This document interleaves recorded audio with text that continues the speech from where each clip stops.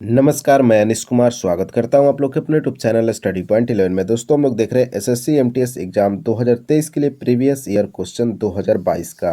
देखिए, 2022 में कुल एमटीएस का 48 शिफ्ट में पेपर लिया गया था और यह वीडियो नंबर 25 है।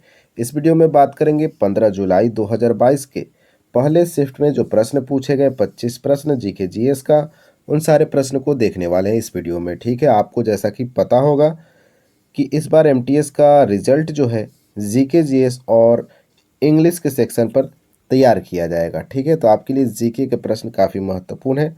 तो प्रीवियस ईयर क्वेश्चन है, तो आप लोग कंप्लीट वीडियो देखिएगा। जो भी छात्र नए हैं चैनल पे, उनको मैं एक काम देता हूँ। इससे पहले मैंने 24 वीडियो करा रखा है प्रीवियस ईयर को। उन सारे वीडियो को एक बार कम से कम देख लीजिएगा, प्लेलिस्ट बना हुआ है चैनल पर। ठीक है, नए हैं चैनल पे तो चैनल को सब्सक्राइब भी करना है और बेल आइकन भी दबा लेना है। ठीक है, और वीडियो को तो शेयर आप लोग करते ही रहेंगे। पहला सवाल अब आपके सामने स्क्रीन पे। निम्नलिखित में से किस राज्य सरकार ने छात्रों को मार्गदर्शन प्रदान करने और उनके कौशल में सुधार लाने के लिए फरवरी 2022 में प्रोजेक्ट आरोहण नामक 4 वर्षीय परामर्श कार्यक्रम की घोषणा की है? तो प्रोजेक्ट आरोहण जो है यह असम के द्वारा जारी किया गया था, जो कि 4 वर्षीय परामर्श कार्यक्रम है, याद रखिएगा। ठीक है, कौन सा प्रोजेक्ट आरोहण, याद रखिएगा नाम इसका। ठीक है, अगले सवाल की तरफ चला जाए। अच्छा, असम के मुख्यमंत्री कौन है? सीएम कौन है? जरा कमेंट बॉक्स में बताइए तो असम के मुख्यमंत्री कौन है वर्तमान में। अगला सवाल है, निम्नलिखित में से कौन सा खेल ग्रीष्मकालीन ओलंपिक खेलों में 2020 जिसे 2021 में आयोजित किया गया था में नहीं खेला गया? तो वो था दोस्तों क्रिकेट। क्रिकेट ओलंपिक में नहीं खेला गया था जो 2020 हुआ। इसका आयोजन 2021 में कराया गया था। ठीक है, उस समय कोरोना का समय था, इसलिए एक साल इसको बढ़ा के 2021 में इसका आयोजन कराया गया था, जिसमें क्रिकेट खेल नहीं था। बाकी फुटबॉल, शूटिंग, हॉकी, ये तीनों के तीन खेल शामिल थे ग्रीष्मकालीन ओलंपिक 2020 में। ठीक है, अगला सवाल देखा जाए। भारत में नवीनतम जनगणना कब की गई थी? देखिए दोस्तों, भारत में नवीनतम जनगणना से सवाल पूछा गया, तो इसका सही उत्तर होगा 2011 में। भारत में नवीनतम जनगणना 2011 में किया गया है। इससे पहले आप लोग को जनगणना के बारे में मैंने जानकारी दिया था कि आप लोग को याद हो गया है। देखिए, पहली बार जनगणना अगर पूछा जाता है भारत में तो 1872 में कराया गया था, मेयो के शासनकाल में। ठीक है, 1872 में। अगर पूर्ण जनगणना की बात किया जाए, सवाल पूछा जाए कि पूर्ण जनगणना भारत में कब कराया गया था, तो 1881 में। ये भी आपको ध्यान में रखना है। ठीक है, और दोस्तों, अब तक कितने जनगणना कराए गए हैं आपको पता होना चाहिए। 15 जनगणना हो चुका है। और स्वतंत्र भारत की जनगणना कब हुआ था, थोड़ा कमेंट बॉक्स में बताइएगा। स्वतंत्र भारत का जनगणना कब कराया गया था, कमेंट बॉक्स में आपको बताना है। पिछले वीडियो में यह प्रश्न था आपके एमटीएस के पेपर में। अगला सवाल देखा जाए। सलहेस त्योहार किस राज्य में मनाया जाता है? देखिए, सलहेस त्योहार से सवाल पूछा गया है, तो बिहार में मनाया जाता है सलहेस त्योहार। थोड़ा सा डिटेल्स में चले तो पंजाब में कौन सा त्यौहार मनाया जाता है आपको पता होगा, लोहड़ी और बैसाखी। लोहड़ी और बैसाखी आपके पंजाब में मनाया जाता है। गुजरात में पतंग पतंग महोत्सव। पतंग महोत्सव कहाँ मनाया जाता है? गुजरात में मनाया जाता है। तमिलनाडु में मनाया जाता है जल्लीकट्टू, आपको पता होगा। ठीक है, अगला सवाल देखा जाए। जुलाई 2021 में निम्नलिखित में से किसे दिल्ली पुलिस आयुक्त के रूप में नियुक्त किया गया था? देखिए, इसका सही उत्तर हो जाएगा राकेश अस्थाना को। जुलाई 2021 में राकेश अस्थाना को दिल्ली पुलिस आयुक्त के रूप में नियुक्त किया गया था, याद रखिएगा। ठीक है, अगला सवाल है, शुंग राजवंश 185 ईसा पूर्व से 73 ईसा पूर्व के संस्थापक निम्नलिखित में से कौन थे? तो शुंग राजवंश के संस्थापक कौन थे? तो पुष्यमित्र शुंग, याद रखिएगा। इसका सही उत्तर हो जाएगा पुष्यमित्र शुंग के द्वारा शुंग राजवंश की स्थापना किया गया था। अगला सवाल, चाल क्या है? चाल और गति आप लोग पढ़े होंगे। सवाल पूछा गया है कि चाल क्या है। देखिए, चाल यह एक इकाई समय में किसी वस्तु द्वारा तय की गई दूरी को चाल बोला जाता है। किसी इकाई समय में किसी वस्तु द्वारा तय की गई दूरी को चाल बोला जाता है। ध्यान रखिएगा, फिजिक्स से यह प्रश्न उठाया गया है। अगला सवाल है,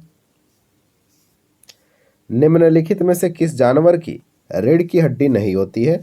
देखिए मकड़ी जो है इसकी रीढ़ की हड्डी नहीं होती है, बाकी इंसान, कबूतर और मेढक ये तीनों के पास रीढ़ की हड्डी मौजूद होती है और मकड़ी के पास रीढ़ की हड्डी नहीं होती है, आपको पता होना चाहिए। ठीक है, अगला सवाल, भारत के निम्नलिखित पड़ोसी देशों में से किसका जनसंख्या घनत्व सबसे अधिक है?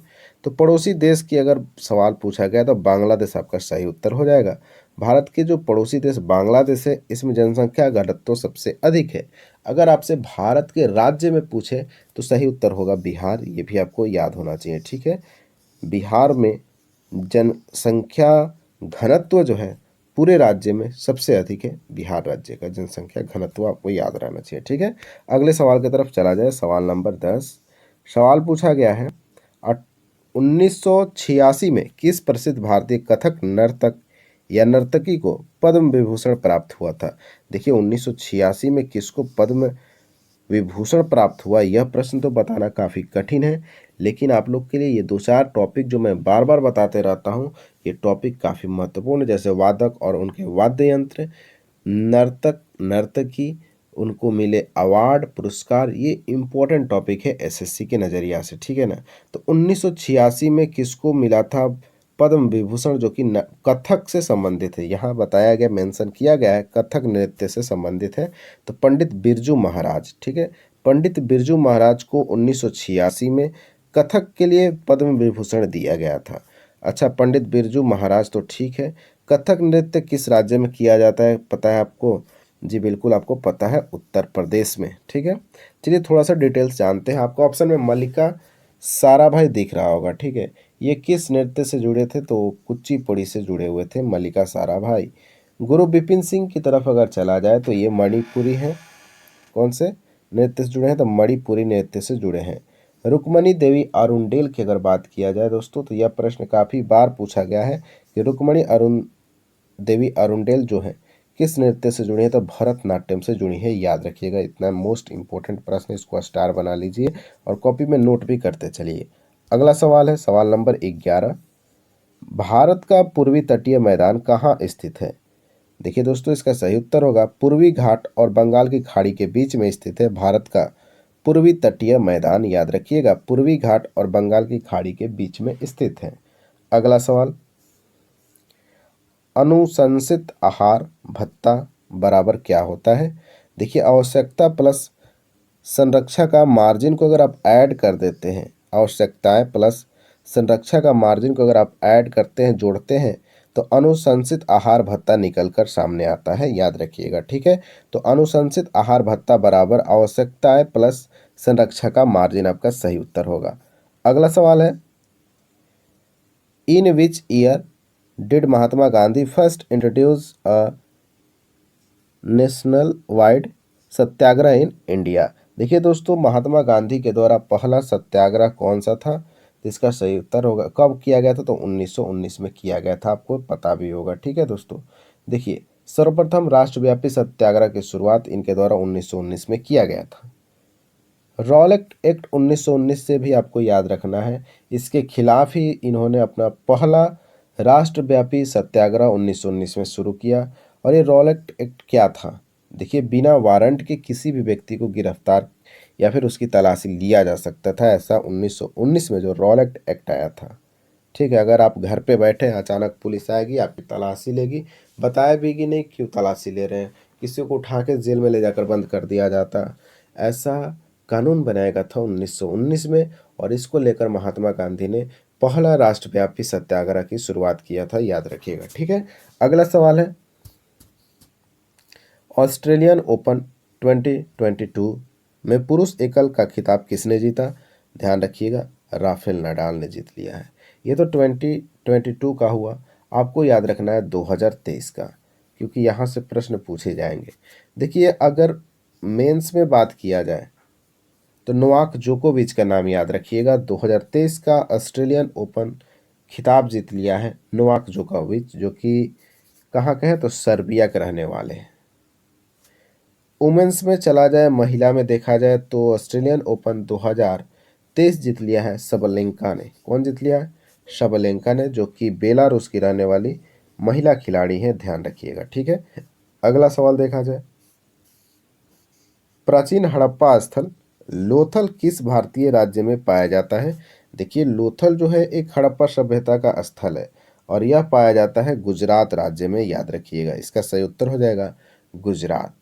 आइए चलते हैं अगले सवाल की तरफ।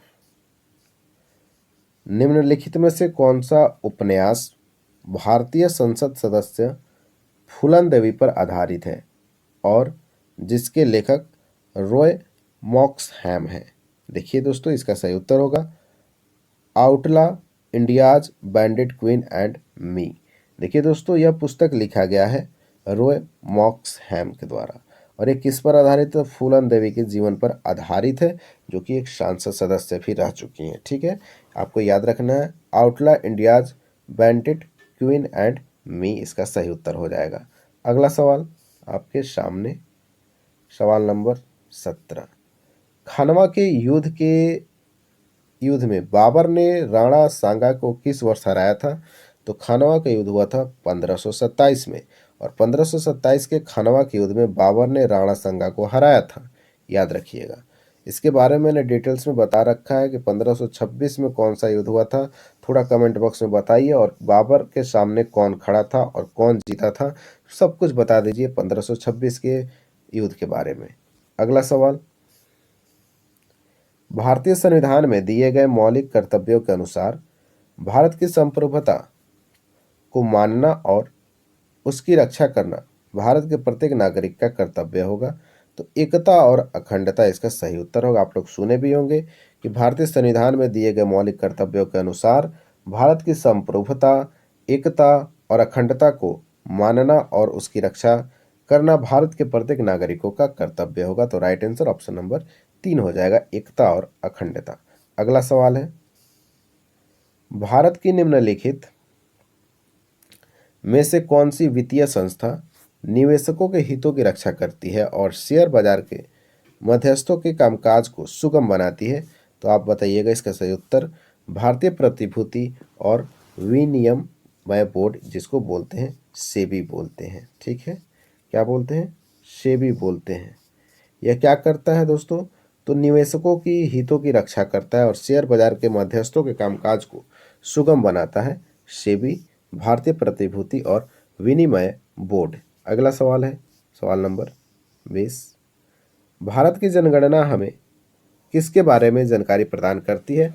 अब बताइए, जनगणना हो रहा है तो जनसंख्या के बारे में हमें जानकारी प्रदान करेगी। तो सही उत्तर होगा ऑप्शन नंबर 3। तो ऐसे भी सवाल आपके एमटीएस या किसी भी एग्जाम में पूछे जाते हैं जो बिल्कुल आसान प्रश्न होते हैं, लेकिन कुछ ऐसे सवाल पूछे जाते हैं काफ़ी मुश्किल होते हैं, और जो छात्र उन मुश्किल सवाल का जवाब दे दिया उसका सिलेक्शन हो जाता है, ध्यान रखिएगा। ठीक है, तो भारत की जनगणना हमें जनसंख्या के बारे में जानकारी प्रदान करती है। अगला सवाल है, उस्ताद अल्लाह रखा कुरैशी, जिन्हें अल्लाह रखा के नाम से भी जाना जाता है, किस वाद्य यंत्र से संबंधित है? अभी मैंने बताया था कि वाद्य यंत्र और उनके वादक इंपॉर्टेंट टॉपिक है आपके एसएससी के एग्जाम के लिए। अब बताइए अल्लाह रखा किस वाद्य यंत्र से जुड़े हुए हैं? तो बताइएगा तबला। तबला से जुड़े हुए हैं दोस्तों अल्लाह रखा, जिनका पूरा नाम है उस्ताद अल्लाह रखा कुरैशी। ठीक है, तबला वादक है। बांसुरी वादक कौन है? हरिप्रसाद चौरसिया, आपको पता होगा, हरिप्रसाद चौरसिया हो जाएंगे बांसुरी वादक। पियानो कौन बजाते थे? देखिए सुरजीत चटर्जी का नाम आप लोग सुने होंगे, सुरजीत चटर्जी पियानो से संबंधित है। सरोद अमजद अली खान सरोद से संबंधित हैं, याद रखिएगा। ठीक है, अमजद अली खान। अगला सवाल है, चट्टानों की परतों में फंसे मृत पौधों और जंतुओं के अवशेष क्या कहलाते हैं? तो इसी को तो जीवाश्म बोला जाता है। क्या बोला जाता है? जीवाश्म बोला जाता है। अगर इंग्लिश में बोलना चाहते हैं तो फॉसिल बोला जाता है। ठीक है, चट्टानों की परतों में फंसे मृत पौधों और जंतुओं का अवशेष को जीवाश्म बोला जाता है, याद रखिएगा। अगला सवाल है सवाल नंबर 23, ध्यान से पढ़िएगा सवाल को। ग्रेट ब्रिटेन यूनाइटेड किंगडम की संसद का एक अधिनियम है जिसके तहत 1947 में ब्रिटिश भारत को भारत और पाकिस्तान के दो नए स्वतंत्र प्रभुत्व में विभाजित किया गया था। तो सही उत्तर होगा भारतीय स्वतंत्रता अधिनियम, इंडियन इंडिपेंडेंस एक्ट जो था दोस्तों, वो भारत और पाकिस्तान के दो नए स्वतंत्र प्रभुत्व में विभाजित करने के लिए एक्ट लाया गया था। कहाँ? तो ब्रिटेन में, ग्रेट ब्रिटेन में, यूनाइटेड किंगडम में के संसद में। कब? 1947 में। ध्यान रखिएगा। अगला सवाल है, अच्छा रॉलेट एक्ट के बारे में मैंने बता रखा है, जरा कमेंट में बताइए कब आया था रॉलेट एक्ट अधिनियम। अगला सवाल है, अप्रैल 2022 तक उपलब्ध जानकारी के अनुसार अन्य राज्यों के साथ साथ कौन से राज्यों में विधान परिषदें मौजूद हैं? अब आपको पता होना चाहिए कि विधान परिषद कौन कौन राज्य में मौजूद है। हालांकि मैंने पिछले वीडियो में इसके बारे में बढ़िया से बता रखा है, क्या आपको याद है? चलिए इसके बारे में थोड़ा डिटेल में जानते हैं, फिर से रिवीजन हो जाएगा, आप लोग ध्यान रखिएगा। तो इसका उत्तर तो ऑप्शन नंबर 1 हो जाएगा, उत्तर प्रदेश, बिहार और महाराष्ट्र। लेकिन और भी यहाँ फैक्ट आपको ध्यान में रखना है, ठीक है। देखिए, विधान परिषदें कुल 6 राज्यों में मौजूद हैं, ठीक है। पहला है दोस्तों आंध्र प्रदेश, आंध्र प्रदेश। दूसरा आपका हो जाएगा बिहार। तीसरे राज्य का नाम आपको याद रखना है कर्नाटक, ठीक है, कर्नाटक। चौथा हो जाएगा महाराष्ट्र। पांचवा हो जाएगा तेलंगाना। और छठा अंत में आ जाएगा आपका उत्तर प्रदेश। तो आंध्र प्रदेश, बिहार, कर्नाटक, महाराष्ट्र, तेलंगाना, उत्तर प्रदेश आपको ध्यान रखना है। ये 6 राज्यों में विधान परिषद मौजूद है। अगला सवाल, और ये रहा आज का हमारा अंतिम सवाल। वीडियो अच्छा लगा है तो वीडियो को फटाफट अभी लाइक कर देंगे और वीडियो को शेयर कर देंगे, ठीक है। चैनल पे नए हैं तो चैनल को सब्सक्राइब कर लीजिएगा, बेल आइकन जरूर दबा लीजिएगा। टेलीग्राम चैनल से भी जुड़ते रहना है आपको, ठीक है, वहाँ आपको PDF प्रोवाइड किया जाता है। देखिए, टी बाल सरस्वती निम्नलिखित में से किस भारतीय शास्त्रीय नृत्य से संबंधित थी? तो भरतनाट्यम से संबंधित है टी बाल सरस्वती। तो नृत्य, वाद्य यंत्र और उनके वादक काफ़ी इंपॉर्टेंट टॉपिक है आपके MTS एग्जाम के लिए, ध्यान रखिएगा, ठीक है। मैं बार बार बताता हूँ क्योंकि बार बार यही प्रश्न पूछे जाते हैं। तो इसका सही उत्तर हो जाएगा भरतनाट्यम। ध्यान रखिएगा, टी बाल सरस्वती संबंधित है भरतनाट्यम से। वीडियो कैसा लगा कमेंट बॉक्स में ज़रूर बताइएगा। वीडियो के दौरान जो मैंने सवाल पूछा है उसका भी उत्तर आपको कमेंट बॉक्स में बता देना है। चलिए मिलते हैं अब नेक्स्ट वीडियो के साथ, तब तक के लिए जय हिंद, जय भारत।